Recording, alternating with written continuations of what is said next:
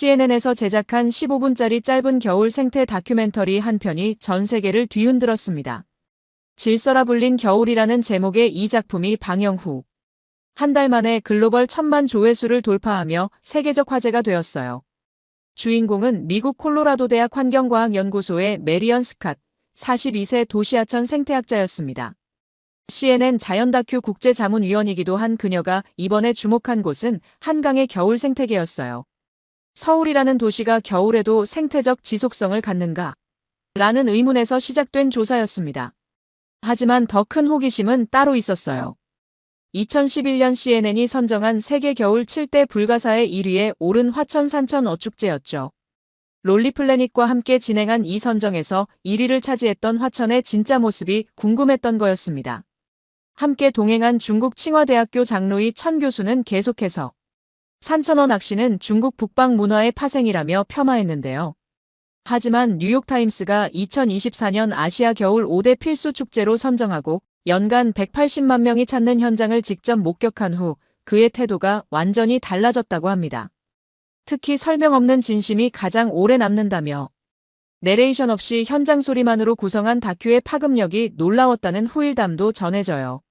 42세 미국 생태학자가 한국에서 발견한 겨울이라는 질서의 진짜 모습을 지금 바로 알아보겠습니다. 잠깐만요. 혹시 지금 어디서 듣고 계신가요? 구독과 좋아요 미리 눌러주시면 새해에도 건강하고 행복한 기운 듬뿍 받으실 거예요. 2026년 1월 중순 서울 한강 밤섬 조망대에서 메리언 스캇은 망원경을 들여다보고 있었습니다. 콜로라도 대학 환경과학연구소 교수이자 CNN 자연다큐 국제자문위원인 42세의 그녀는 이미 여러 차례 한강 생태계를 연구해본 경험이 있었어요. 하지만 겨울은 처음이었습니다. 정말 신기해요. 이 추위에도 이렇게 많은 새들이. 망원경 너머로 보이는 것은 얼어붙지 않은 한강. 수면 위를 걸어다니는 고방오리 떼와 물속으로 다이빙하는 민물가마우지 물이었어요. 메리언은 침착하고 분석적인 성향의 과학자였지만 현장에서는 감성적 울림에도 예민하게 반응했어요. 데이터를 넘어선 현장성에 대한 집요한 믿음을 갖고 있었거든요. 정말 놀라워요. 미국 콜로라도 강에서는 겨울철에 이런 다양성을 보기 어려운데 겨울에도 흐르는 한강이죠. 그래서 이곳이 겨울철 새들의 중요한 월동지가 될 수 있는 거예요. 환경부 산하 하천생태 모니터링 코디네이터인 조은아 씨가 설명했어요. 35세의 그녀는 이번 촬영팀의 현지 자문을 맡고 있었습니다. 조용하지만 열정적인 전문가로 한강의 겨울 생태계를 메리언에게 상세히 소개하는 역할을 하고 있었어요. 여기는 서울이지만 동시에 수달과 흰꼬리수리가 돌아오는 계절의 집이죠. 수달과 흰꼬리수리요? 메리언이 놀라며 물었어요. 도시 한복판에서 이런 대형 포유류와 맹금류를 관찰할 수 있다는 것은 정말 상상하기 어려운 일이었거든요. 네, 최근 몇 년간 개체수가 꾸준히 증가하고 있어요. 특히 겨울철에는 상류에서 내려오는 개체들까지 합쳐져서 더욱 다양한 종을 관찰할 수 있거든요. 그때 함께 온 중국 칭화대학교 도시환경과 교수 장로이 천이 끼어들었어요. 하천 생태계는 중국이 훨씬 앞서죠. 양쯔강 프로젝트만 봐도 한국보다 규모가. 48세의 그는 CNN 아시아 자문단 소속으로 이번 촬영에 참여했지만 시종일관 중화사상적 시각을 드러내고 있었어요. 겉으로는 온화해 보였지만 은근히 한국의 성과를 깎아내리려는 태도가 역력했습니다. 조은아 씨는 대답하지 않고 다른 지점을 가리켰어요. 저쪽을 보세요. 외가리가 사냥하고 있어요. 정말로 외가리 한 마리가 물 위에서 꼼짝 않고 서서 물고기를 기다리고 있었어요. 그리고 순식간에 부리로 물고기를 낚아채는 모습을 목격할 수 있었습니다. 완벽한 순간이었네요. 메리언이 감탄했어요. 카메라도 그 순간을 놓치지 않고 포착했습니다. 겨울철 한강에서는 이런 장면들을 자주 볼 수 있어요. 도심 한복판에서 이런 생태적 드라마가 펼쳐지는 거죠. 조은아 씨가 자부심을 담아 설명했어요. 특히 밤섬은 천연기념물 419호로 지정된 보호구역이에요. 1968년 폭파된 후 자연적으로 복원된 생태 보고이죠. 그때 더 놀라운 광경이 펼쳐졌어요. 하늘에서 큰 맹금류 한 마리가 나타나 강 위를 선회하기 시작한 것이었습니다. 혹시 저 건? 메리언이 망원경을 조정했어요. 그녀의 심장이 빨라졌습니다. 설마 도심에서 그 새를 볼 수 있을까요? 흰 꼬리술이에요. 조은하 씨가 흥분했어요. 천연기념물이자 멸종위기 1급 종이에요. 도심에서 관찰되는 것은 정말 드문 일이죠. 흰 꼬리수리가 강 위로 다이빙해서 큰 물고기를 낚아채는 순간까지 포착할 수 있었어요. 정말 대자연 다큐에서나 볼 법한 장면이 서울 한복판에서 펼쳐진 거였습니다. 이건 정말 예상 밖이에요. 메리언이 중얼거렸어요. 그녀의 과학자적 냉철함도 잠시 흔들렸습니다. 도시와 자연이 이렇게 가까이 공존할 수 있다니. 기능하는 생태계가 도시의 품격을 보여주는 거예요. 조은하 씨의 말이 깊이 와닿았어요. 오후에는 밤섬 전망대에서 한강 전체를 조망했어요. 강남과 강북의 고층 빌딩들 사이로 유유히 흐르는 강물, 그리고 그 위에서 평화롭게 생활하는 야생동물들의 모습이 정말 조화로웠습니다. 정말 대조적이네요. 현대적인 도시와 원시적인 자연이 이렇게 자연스럽게. 메리언이 감상을 표현했어요. 시민들의 접근성은 어떤가요? 메리언이 관심을 보였어요. 누구나 무료로 이용할 수 있어요. 망원경도 공짜로 제공되고 생태 해설 프로그램도 상시 운영되고 있어요.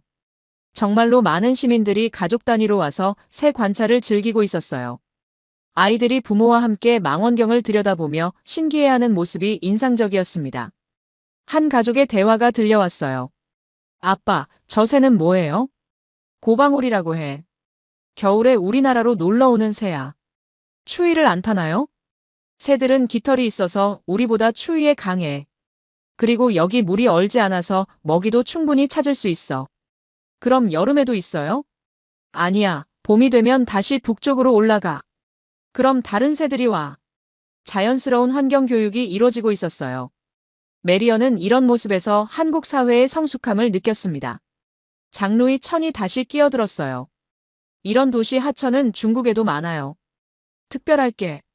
베이징의 옌산공원만 해도 이런 철새들이. 하지만 그의 말이 끝나기 전에 또 다른 놀라운 장면이 펼쳐졌어요. 수달 한 마리가 물 위에 머리를 내밀고 유영하는 모습이 보인 것이었습니다. 수달이에요. 조은하 씨가 소리쳤어요. 정말 운이 좋으시네요. 수달은 정말 보기 어려운데. 수달이 물고기를 잡아서 강변으로 올라가는 모습까지 관찰할 수 있었어요. 도심 한복판에서 이런 대형 포유류를 볼 수 있다는 것 자체가 놀라웠습니다. 한강 수달은 2012년부터 개체수가 늘기 시작했어요. 수질 개선과 서식지 복원 덕분이죠. 조은하 씨가 자세히 설명했어요. 지금은 한강 전 구간에서 약 100마리 정도가 서식하고 있어요. 장루의 천은 더 이상 할 말이 없어 보였어요. 중국의 어떤 도시 하천에서도 이런 다양성은 쉽게 보기 어려웠거든요. 이제 확신할 수 있어요. 메리언이 말했어요. 서울은 겨울에도 살아있는 도시예요. 단순히 인간만을 위한 공간이 아니라 다양한 생명체들이 공존하는 생태적 도시죠. 해가 지면서 한강의 야경이 시작됐어요.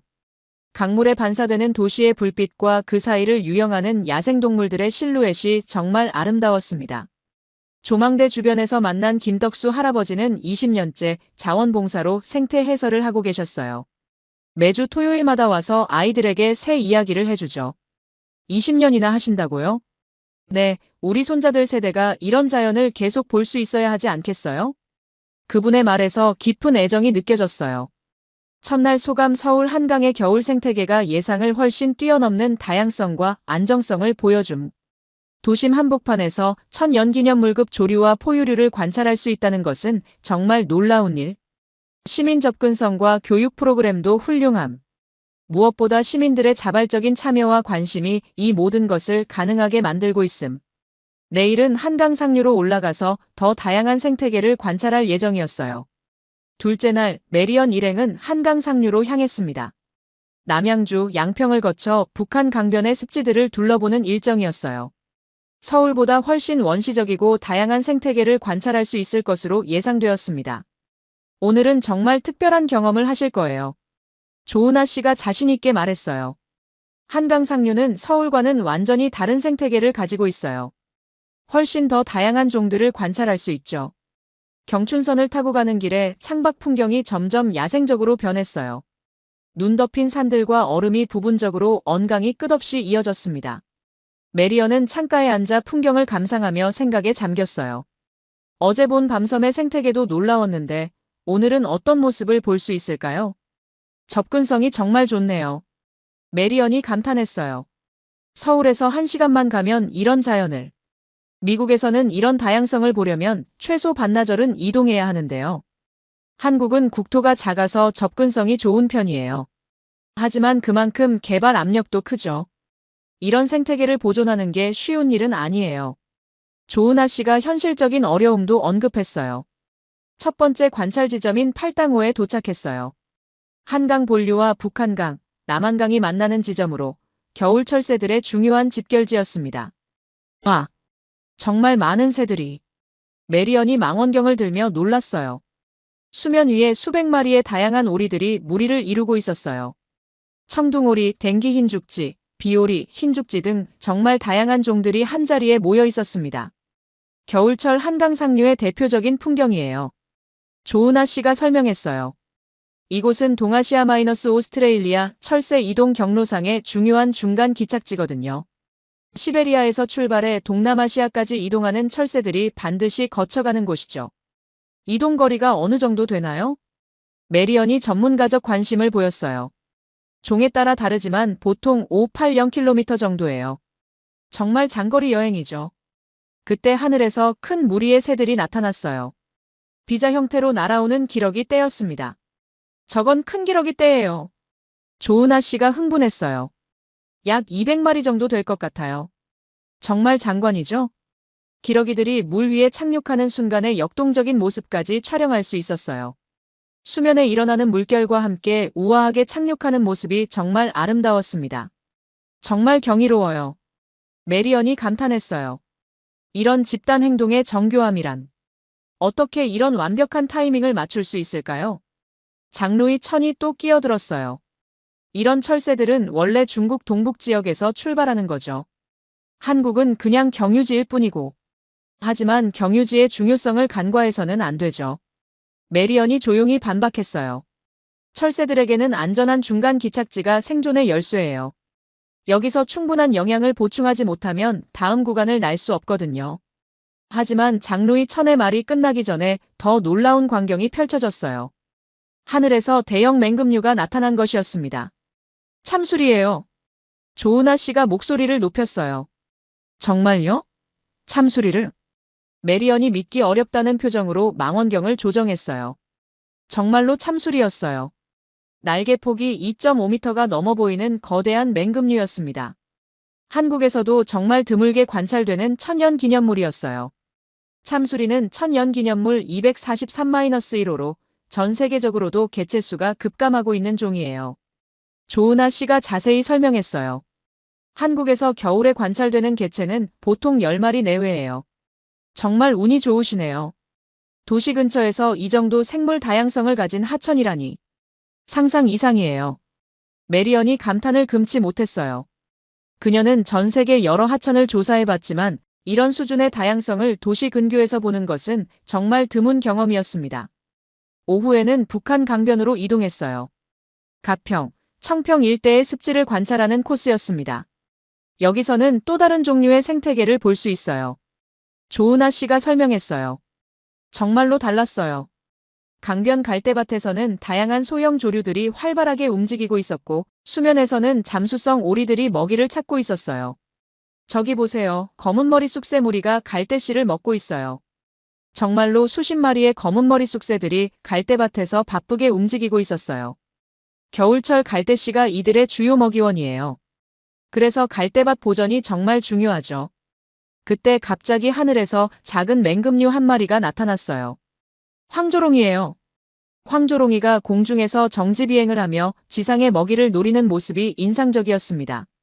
정말 뛰어난 사냥꾼이에요. 조은하 씨가 설명했어요. 시속 100km로 다이빙할 수 있거든요. 그리고 공중에서 정지할 수 있는 능력은 정말 특별하죠. 정말로 황조롱이가 순식간에 다이빙해서 들쥐를 잡는 순간을 목격할 수 있었어요. 완벽한 사냥이었습니다. 이런 장면들을 연속으로 볼 수 있다니. 메리언이 계속 감탄했어요. 대중이 이용하는 강과 조류 서식지가 이렇게 자연스럽게 공존하고 있어요. 정말 그랬어요.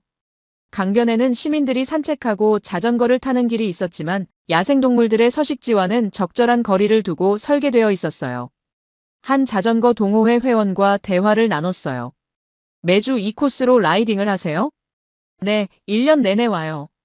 계절마다 다른 새들을 볼 수 있어서 정말 좋아요. 새들이 도망가지 않나요? 처음에는 그랬는데 이제는 익숙해진 것 같아요. 우리도 조용히 지나가려고 노력하고요. 공조는 제도보다 문화에서 완성되는 거네요. 메리언의 깨달음이었어요. 그때 장로이 천이 또 한마디 했어요. 이런 생태계는 중국에도 흔해. 동북 삼성에 가보면 더 큰 규모도 있어. 하지만 메리언은 곧 데이터와 공존하는 현장의 섬세함에서 차이를 감지했어요. 규모의 문제가 아니에요. 메리언이 조용히 말했어요. 도시와 자연이 이렇게 정교하게 설계된 공존 관계를 만들어내는 것, 그리고 시민들이 그것을 자연스럽게 받아들이고 지켜나가는 문화. 이런 건 단순히 자연이 많다고 해서 만들어지는 게 아니에요. 저녁 무렵 한강변 카페에서 휴식을 취하며 오늘을 정리했어요. 카페 창으로 보이는 강변 풍경이 정말 평화로웠습니다. 정말 신기해요. 메리언이 말했어요. 이런 자연스러운 조화를 만들어내는 문화적 토양이 있다는 게. 미국에서는 자연보호구역과 도시가 완전히 분리되어 있는 경우가 많거든요. 한국 사람들은 자연을 정복의 대상이 아니라 공존의 파트너로 보는 전통이 있어요. 조은아 씨가 설명했어요. 산이 많은 지형적 특성상 자연과 싸우기보다는 함께 살아가는 방법을 터득한 거죠. 둘째 날 소감 한강 상류의 생태적 다양성과 접근성의 조화에 깊은 인상. 도시 근교에서 이런 수준의 철새 다양성을 관찰할 수 있다는 것이 놀라움. 무엇보다 시민 이용 공간과 야생동물 서식지가 갈등 없이 공존하는 설계 철학이 인상적. 이는 단순한 기술적 해결책이 아니라 문화적 성숙도에서 나오는 것 같음. 내일은 특별한 일정이 기다리고 있었어요. 메리언이 개인적으로도 궁금해했던 화천 산천 어축제를 직접 경험해볼 예정이었습니다. 셋째 날 아침, 메리언은 서울의 한 카페에서 오래된 기사 하나를 다시 읽어보고 있었습니다. CNN 선정 세계 겨울 7대 불가사의 1위 화천 산천 어축제. 2011년 CNN이 선정한 세계의 겨울 7대 불가사의 1위에 오른 바로 그 축제였어요. 롤리플래닛과 함께 진행한 선정에서 1위를 차지했던 것입니다. CNN에서 내보냈던 바로 그곳이네. 이제 직접 가볼 시간이야. 메리언이 중얼거렸어요. 사실 이번 한국 방문의 가장 큰 호기심 중 하나가 바로 이 축제였어요. CNN 자문위원으로서 자사에서 그렇게 극찬했던 축제가 과연 어떤 모습일지 직접 확인하고 싶었거든요. 메리언은 자신의 노트북에서 관련 기사들을 다시 찾아봤어요. 2013년 CNN의 세계의 얼음 축제들 사진 특집에서는 화천축제 얼음 낚시 사진을 실으며 하얼빈, 퀘벡과 함께 글로벌 아이스 페스티벌로 소개했었죠. 정말 가보실 건가요? 조은아 씨가 물었어요. 생태조사와 축제가 무슨 연관이 있을지. 그게 바로 제가 궁금한 점이에요. 메리언이 답했어요. 생태계와 인간 문화가 어떻게 조화를 이룰 수 있는지 보고 싶어요. 특히 CNN이 그렇게 극찬한 이유가 뭔지 말이죠. 사실 화천축제는 단순한 관광 이벤트가 아니에요. 조은아 씨가 설명했어요. 지역 생태계와 주민 문화가 결합된 지속 가능한 모델이거든요. 축제 수익의 일부는 북한강 생태계 보전에 사용되고 있어요. 정말요? 네, 그래서 축제가 환경 파괴가 아니라 환경 보전에 기여하고 있어요.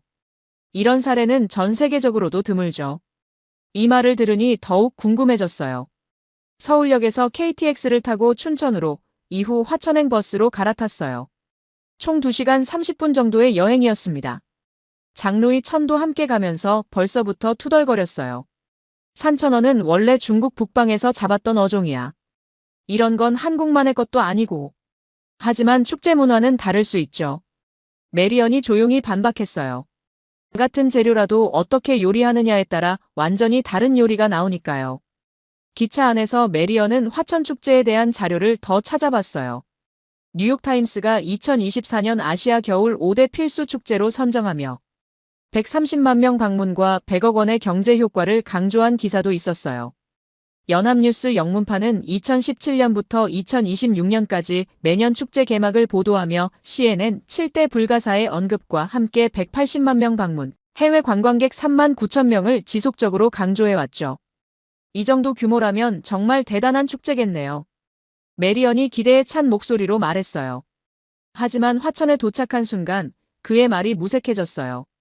작은 강원도 소도시가 완전히 겨울 왕국으로 변해 있었기 때문입니다. 꽁꽁 언 화천천 위에 형형색색의 텐트가 줄지어 서 있고 드릴로 얼음에 구멍을 뚫는 사람들, 맨손으로 산천어를 잡으려는 아이들까지. 이게 정말 100만 명이 넘게 온다는 축제구나. 메리언이 놀라며 말했어요. 실제로 2024년 코리아타임스 보도에 따르면 화천 산천 어축제는 연간 102만 명의 방문객을 기록했어요. 코리아 헤럴드는 CNN 2011년 7대 불가사의 귀환이라고 표현하며 184만 명 방문을 보도했죠. 정말 믿기지 않는 현장이에요.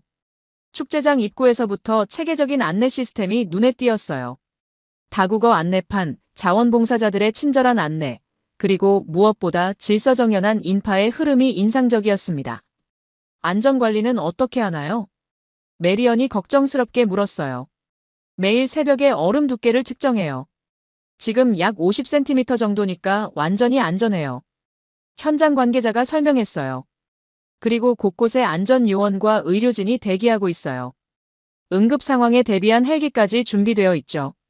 정말 철저한 안전관리 시스템이었어요. 축제장으로 들어가자 정말 놀라운 광경이 펼쳐졌어요. CNN이 2013년 세계의 얼음 축제 사진들 특집에서 하얼빈, 퀘벡과 함께 소개했던 바로 그 장면들이었습니다. 수천 명의 사람들이 얼음 위에서 낚시를 즐기고 있었지만 모든 것이 질서정연했어요. 각자의 자리를 지키며 조용히 낚시를 하고 아이들도 부모와 함께 차분하게 체험하고 있었습니다. 어떻게 이런 규모에서 이런 질서가 가능하지? 메리언이 중얼거렸어요. 유럽이나 북미에서도 이런 건 쉽지 않은데.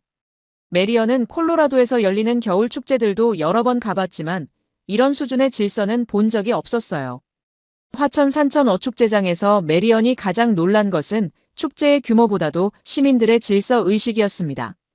수십만 명이 모였음에도 불구하고 쓰레기 하나 없이 깨끗한 현장, 질서정연하게 낚시 구역을 지키는 사람들, 봉사하듯 운영되는 안내센터, 아이를 먼저 배려하는 안전요원들. 이건 단순한 축제가 아니에요. 메리언이 감탄했어요. 2017년부터 2026년까지 연합뉴스 영문판이 매년 축제 개막을 보도하며 강조한 것도 바로 이 점이었어요. CNN 7대 불가사의 언급과 함께 180만 명 방문, 해외 관광객 3만 9천 명을 강조하면서도 가장 중점적으로 다룬 것은 질서 있는 축제 운영이었습니다. 아시아 디자인 프라이즈는 2026년 화천축제를 하얼빈과 비교하며 CNN 2011년 7대 불가사의 184만 명 방문 한국 대표 축제로 평가했는데 규모뿐만 아니라 운영의 품격을 특히 강조했어요. 직접 얼음 낚시를 체험해봤어요. 두께 50cm의 얼음에 구멍을 뚫고 낚시줄을 들이우는 방식이었습니다. 처음 해보시는 거죠? 제가 도와드릴게요. 옆에서 낚시하던 현지 주민이 친절하게 도와줬어요. 감사합니다. 미국에서 온 연구자인데 이런 체험은 처음이에요. 아, 미국에서. 환영해요. CNN에서 우리 축제 소개해준 거 정말 고마웠어요. 그분의 말에서 진심 어린 감사가 느껴졌어요. CNN 보도 이후에 정말 많이 달라졌어요. 외국 관광객들이 많이 늘었거든요. 구체적으로 어떤 변화가 있었나요? 일단 자부심이 생겼어요. 우리가 세계적인 축제를 하고 있구나 하는. 그리고 더욱 정성스럽게 준비하게 됐죠. 30분 정도 기다리니 정말 산천어가 잡혔습니다. 우와! 정말 잡혔어요. 메리언이 기뻐하며 소리쳤어요. 축하드려요. 현장에서 바로 회로 드실 수 있어요. 즉석에서 회를 떠주는 서비스도 있었어요. 싱싱한 산천어의 탱탱한 식감이 정말 일품이었습니다. 정말 신선하고 맛있어요. 하지만 메리언이 더욱 놀란 건 따로 있었어요. 축제장의 놀라운 질서였습니다. 코리아 헤럴드가 2024년 보도한 것처럼 102만 명이 방문하는 대규모 축제임에도 불구하고 첫째, 완벽한 청결도. 수만 명이 몰린 축제장인데도 쓰레기 하나 보이지 않았어요. 모든 사람들이 자발적으로 분리수거를 하고 있었습니다. 쓰레기통이 부족하지 않나요? 메리언이 물었어요. 아니요, 사실 쓰레기통보다는 사람들이 스스로 가져가시는 경우가 많아요. 집에 가서 버리는 게 습관이에요. 정말 놀라운 시민의식이었어요. 둘째, 자연스러운 질서. 줄서기가 당연하고 큰 소리를 내거나 밀치는 사람이 전혀 없었어요. 셋째, 배려 문화. 어른들이 아이들을 먼저 배려하고 외국인에게 친절하게 설명해주는 모습이 자연스러웠습니다. 어떻게 이런 규모에서 이런 질서가 가능하지? 유럽이나 북미도 불가능한데. 메리언이 계속 감탄했어요. 장루이 천이 또 한 번 투덜거렸어요. 산천어는 원래 중국 북방에서 잡았던 어종이야. 이런 건 한국만의 것도 아니고. 하지만 그의 말은 축제 현장의 따뜻함과 정중한 시민들 사이에서 점점 무색해졌어요. 오후에는 축제의 다양한 프로그램을 체험했어요. 먼저 맨손 산천어 잡기 체험장을 가봤어요. 아이들이 얼음물에 손을 넣고 산천어를 잡으려고 애쓰는 모습이 정말 귀여웠습니다. 추워도 재밌어요. 한 초등학생이 환하게 웃으며 말했어요. 안 추워요? 메리언이 물었어요. 추우긴 한데 신나서 안 추워요. 그리고 장갑도 있어요. 부모들도 아이들을 격려하며 함께 즐기고 있었어요. 가족 단위 참여가 정말 인상적이었습니다. 가족들이 함께 오는 축제라는 게 느껴져요. 메리언이 말했어요. 네, 화천축제의 가장 큰 특징 중 하나가 가족 친화적이라는 점이에요. 현장 관계자가 설명했어요. 얼음 조각 전시장도 둘러봤어요. 전 세계 조각가들이 만든 거대한 얼음 조각들이 전시되어 있었는데 그 수준이 정말 놀라웠습니다. 이런 작품들을 보는 것도 무료인가요? 메리언이 물었어요. 네, 축제의 모든 프로그램이 무료예요. 시민들을 위한 축제니까요. 이것도 놀라운 점이었어요. 이런 규모의 국제적 축제가 대부분 무료로 제공된다는 것이 말이죠. 무료로 운영하는 게 경제적으로 가능한가요? 지방자치단체와 지역 상공인들이 함께 지원하고 있어요. 그리고 축제로 인한 지역 경제 효과가 투자 비용을 훨씬 초과하거든요. 지속 가능한 축제 모델이었어요. 눈조각 만들기 체험도 해봤어요. 가족들이 함께 눈사람을 만들고 눈조각을 만드는 모습이 정말 평화로웠어요. 이런 체험 프로그램들이 축제의 매력을 더하는군요. 단순히 보는 것이 아니라 직접 참여할 수 있어서 더 의미가 있어요. 저녁에는 야간 조명이 켜진 축제장을 둘러봤어요. 얼음 조각들의 LED 조명이 비춰져 환상적인 분위기를 연출하고 있었습니다. 정말 아름다워요. 메리언이 넋을 잃고 바라봤어요. 그때 한 가족과 더 깊이 있는 대화를 나눌 기회가 있었어요. 매년 이 축제에 오세요? 네, 아이가 좋아해서 매년 와요. 서울에서 2시간 거리라 부담도 없고요. 가장 좋은 점은 뭔가요? 질서예요. 이렇게 많은 사람들이 와도 시끄럽지 않고 깨끗해요. 아이 교육에도 좋고요. 교육적 효과가 있나요? 많죠. 질서 지키기, 환경 보호, 다른 사람 배려하기. 축제를 통해서 자연스럽게 배우게 돼요. 정말 그랬어요. 아시아 디자인 프라이즈가 2026년 CNN 2011년 7대 불가사에 184만 명 방문 한국 대표 축제로 평가하며 하얼빈과 비교한 것처럼 규모만이 아니라 축제의 품격이 다른 수준이었어요. 한 외국인 관광객과도 대화를 나눴어요. 독일에서 온 가족. 어떻게 이 축제를 알고 오셨어요? CNN 다큐를 보고 왔어요. 정말 놀라워요. 가장 인상적인 점은 질서.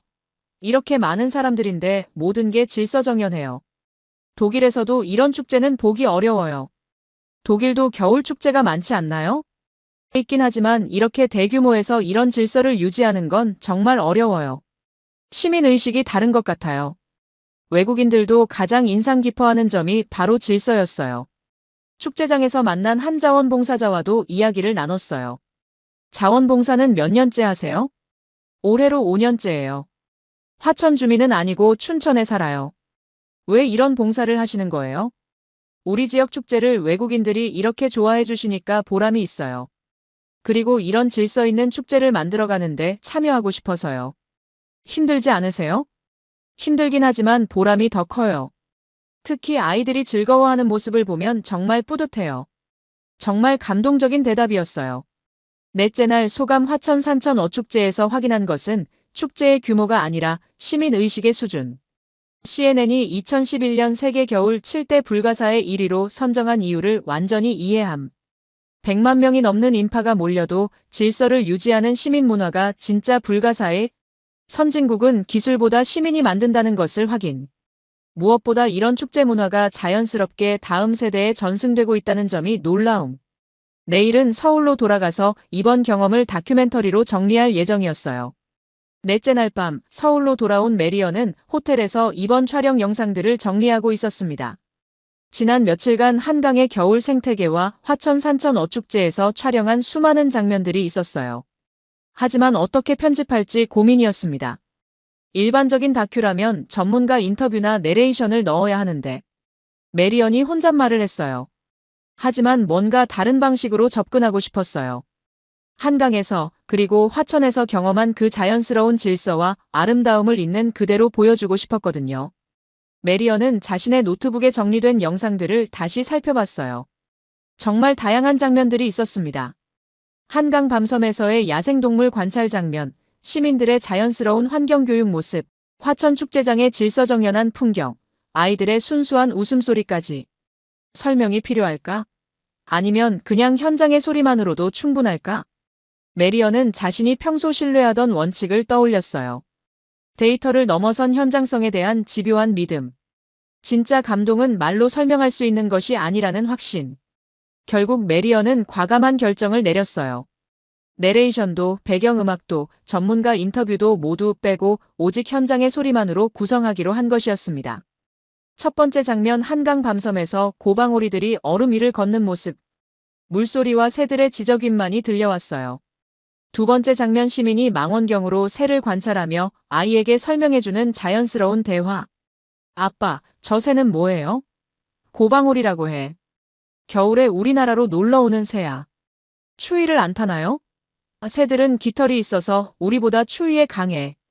그리고 여기 물이 얼지 않아서 먹이도 충분히 찾을 수 있어. 세 번째 장면 흰꼬리 수리가 강 위로 다이빙하는 순간. 날개 소리와 물소리만이 들렸어요. 네 번째 장면 화천 축제장에서 아이가 산천어를 잡고 기뻐하는 모습. 아이의 웃음소리와 주변 사람들의 박수 소리. 잡았다. 정말 잡았어. 와, 축하해. 정말 큰 거 잡았네. 다섯 번째 장면 축제장에서 쓰레기 봉투를 챙겨가는 한 소녀의 모습. 아무 말 없이 자연스럽게 정리하는 모습. 여섯 번째 장면 산천어를 잡은 후 다시 물에 놓아주는 아이. 다음에 또 만나자는 작은 목소리. 일곱 번째 장면 자원봉사자가 외국인 관광객을 도와주는 모습.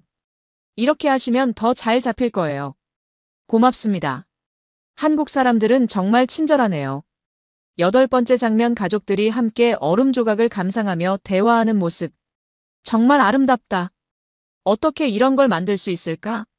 정성이 많이 들었겠다. 아홉 번째 장면 노을 아래 한강 물결이 흘러가는 모습. 물소리만이 조용히 들렸어요.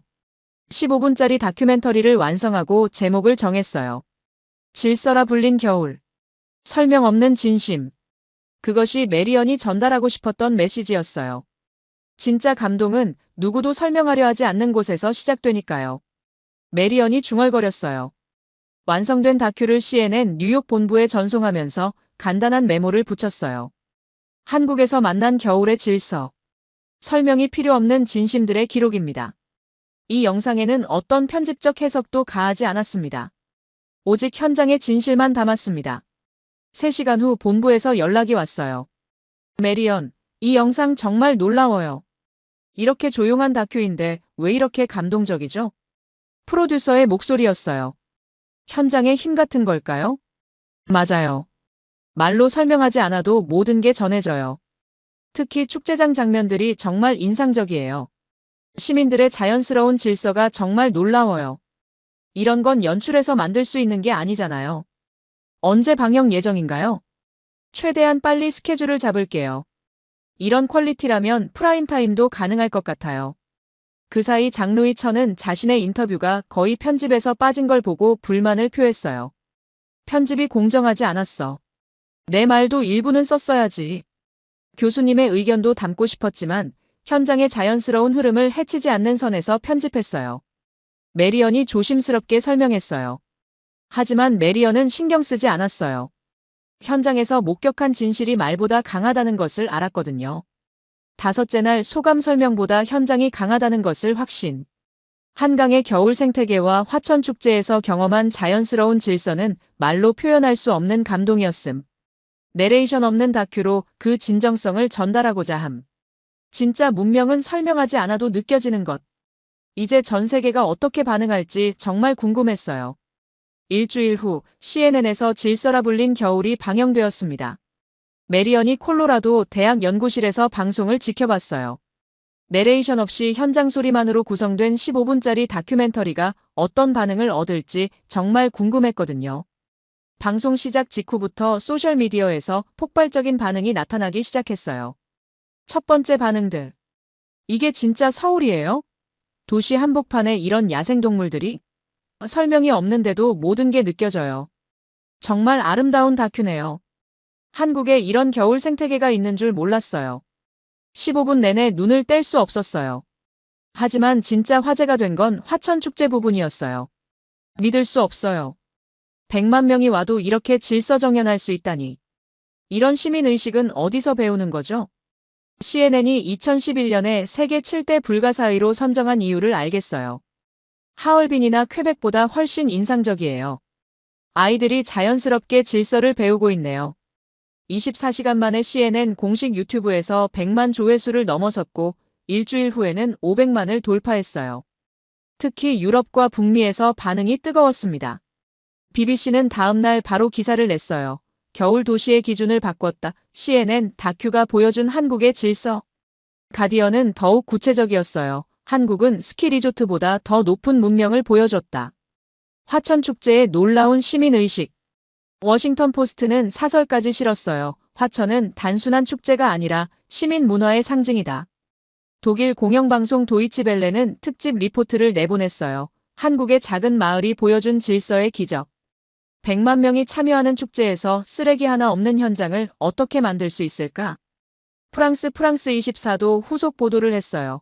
CNN 다큐가 보여준 한국의 겨울 생태와 문화의 완벽한 조화. 일본 NHK는 더욱 직접적이었어요. 이웃나라 한국의 시민의식 수준에 주목해야 할 때. 이탈리아 IAI는 다큐 전체를 재방송하면서 이탈리아어 자막을 달았어요. 스페인 RTV도 유럽이 배워야 할 겨울 축제 모델이라는 제목으로 특집을 방송했어요. 메리언에게는 각국 언론과 학회에서 인터뷰 요청이 쏟아졌어요. 영국 옥스퍼드 대학에서 온 이메일 교수님의 다큐를 보고 정말 감동받았습니다. 혹시 우리 대학에서 특강을 해주실 수 있나요? 주제는 도시 생태계와 시민 문화로 하면 좋겠습니다. 독일 막스 플랑크 연구소 한국의 사례를 유럽에 적용할 수 있을지 공동 연구를 제안하고 싶습니다. 프랑스 소르본 대학 지속 가능한 축제 모델에 대한 국제 심포지엄을 기획 중인데 기조 강연을 부탁드리고 싶습니다. 하지만 가장 의미 있었던 반응은 일반 시청자들의 댓글이었어요. 정말 한국에 가보고 싶어졌어요. 특히 겨울에. 내 나라에도 이런 축제가 있으면 좋겠어요. 질서가 이렇게 아름다울 수 있다니. 설명 없는 영상이 더 감동적이에요. 우리도 이런 시민의식을 배우고 싶어요. 한 독일 시청자의 댓글이 특히 인상적이었어요. 베를린의 크리스마스 마켓에서 이런 질서를 본 적이 없어요. 정말 부럽습니다. 프랑스 시청자 파리에서도 이런 축제를 만들 수 있을까요? 시민의식부터 바뀌어야 할 것 같아요. 미국 시청자 블랙 프라이데이 쇼핑몰과 정반대네요. 정말 놀라워요. 일본 시청자 같은 아시아인데 이런 차이가 날 수 있다니. 우리도 배워야겠어요. 한 달 후 메리언은 BBC와 인터뷰를 했어요. 이번 다큐의 가장 큰 특징이 내레이션이 없다는 점인데 특별한 이유가 있나요? 현장에서 경험한 그 자연스러운 아름다움을 있는 그대로 보여주고 싶었어요. 말로 설명하면 오히려 그 진정성이 손상될 것 같았거든요. 한국의 어떤 점이 가장 인상적이었나요? 시민들의 자발적 질서예요. 법으로 강제하지 않아도 스스로 지키는 문화.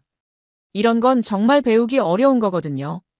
화천축제가 CNN 선정 세계 7대 불가사의에 오른 이유를 이해하셨나요?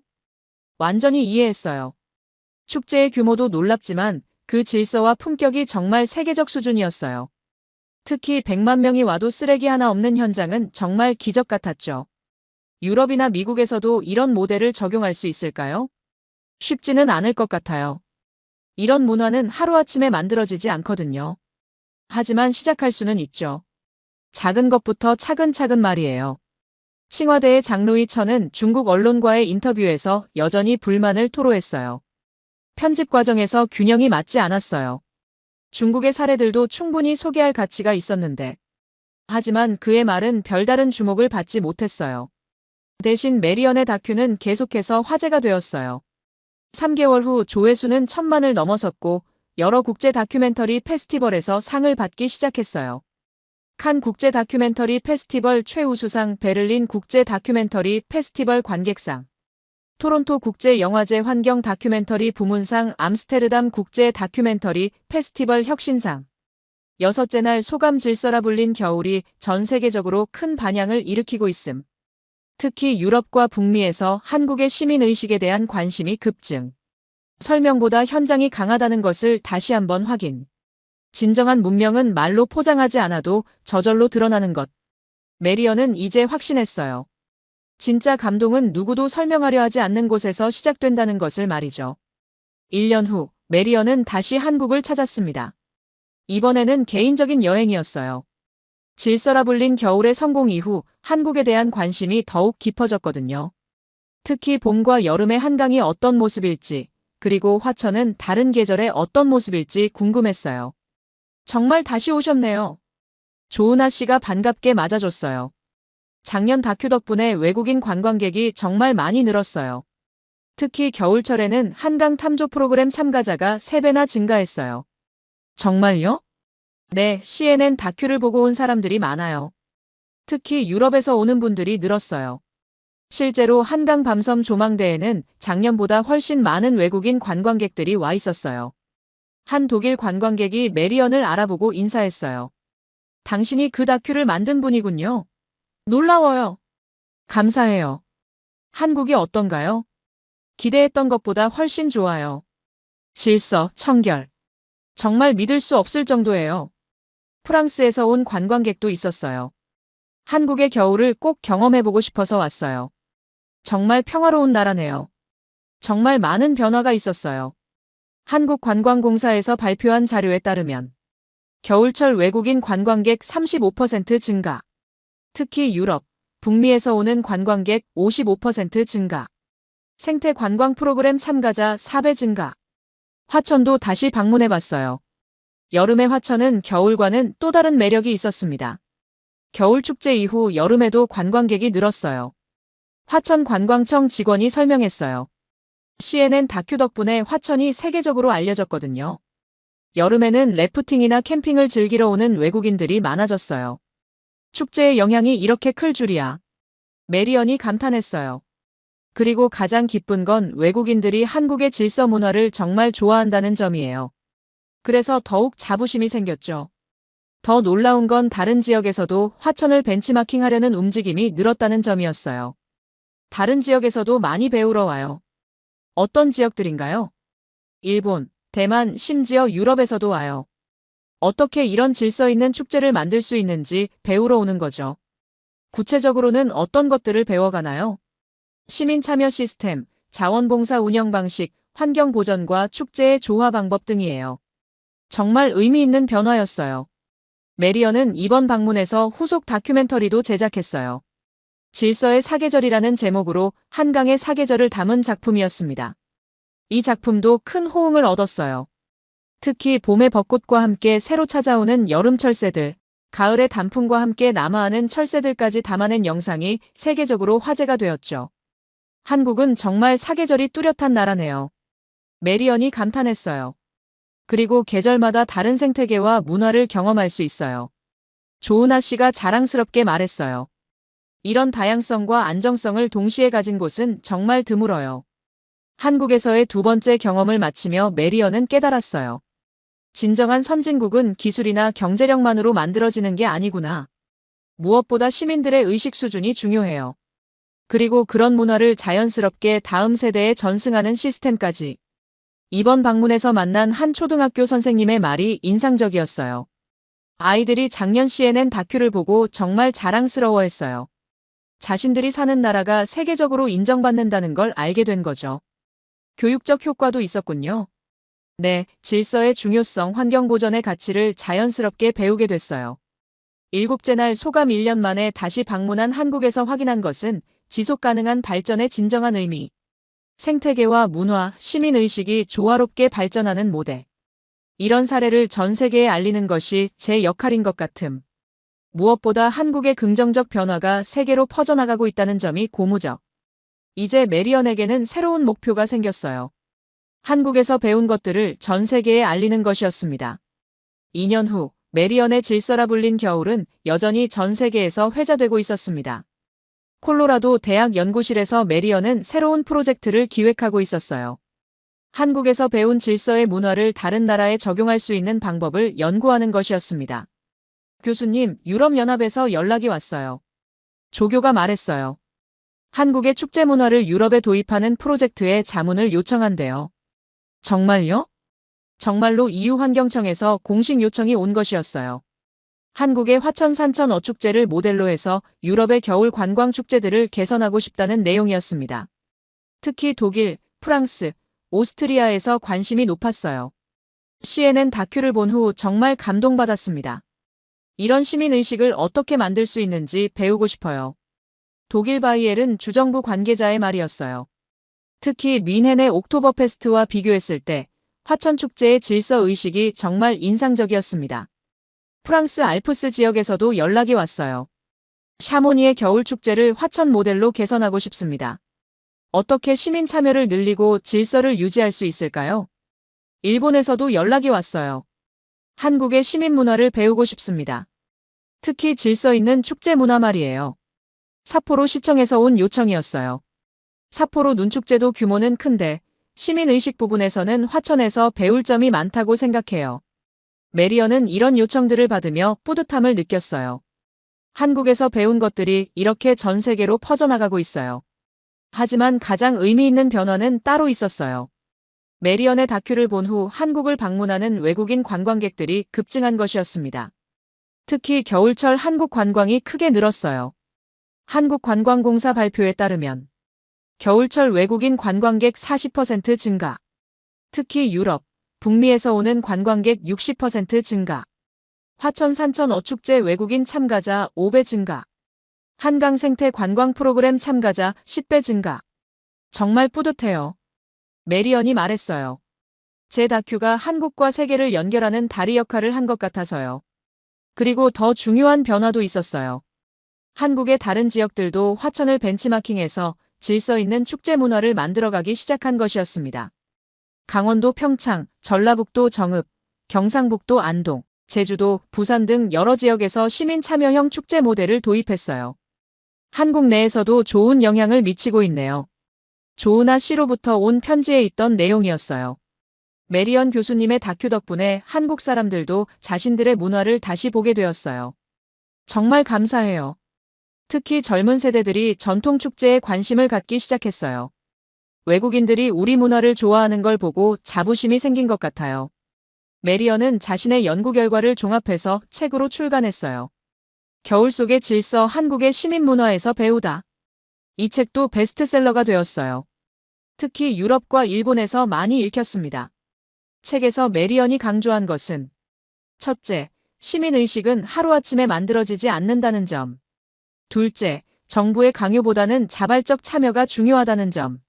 셋째, 전통과 현대가 조화롭게 어우러질 때 진정한 발전이 가능하다는 점. 넷째, 교육보다는 일상적 경험이 문화를 만든다는 점.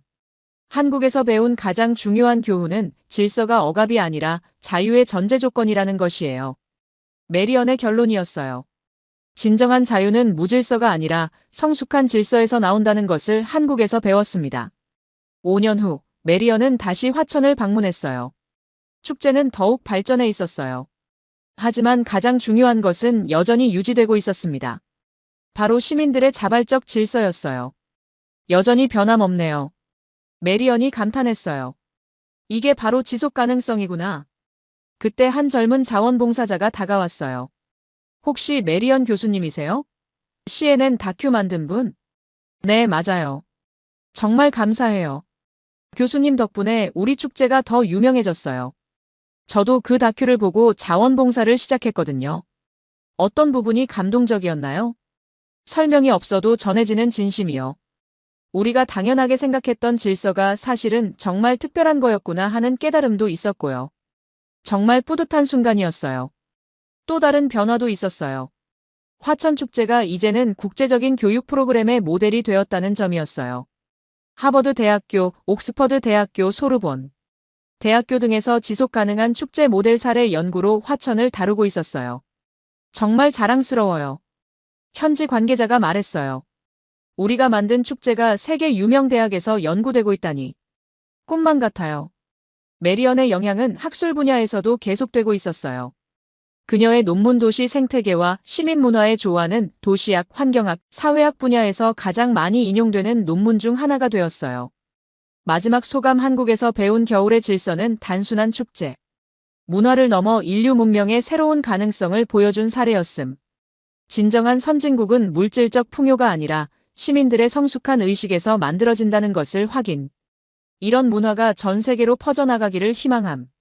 무엇보다 한국의 젊은 세대가 이런 전통을 이어받아 더욱 발전시켜 나가기를 기대함. 메리언의 겨울의 질서 프로젝트는 이렇게 전 세계에 영향을 미치는 문화적 유산이 되었습니다. 진짜 감동은 설명하지 않아도 전해지고 진정한 문명은 강요하지 않아도 퍼져나간다는 것을 보여준 사례였어요. 그리고 그 모든 것의 시작은 한국의 평범한 시민들이 보여준 자연스러운 질서였습니다.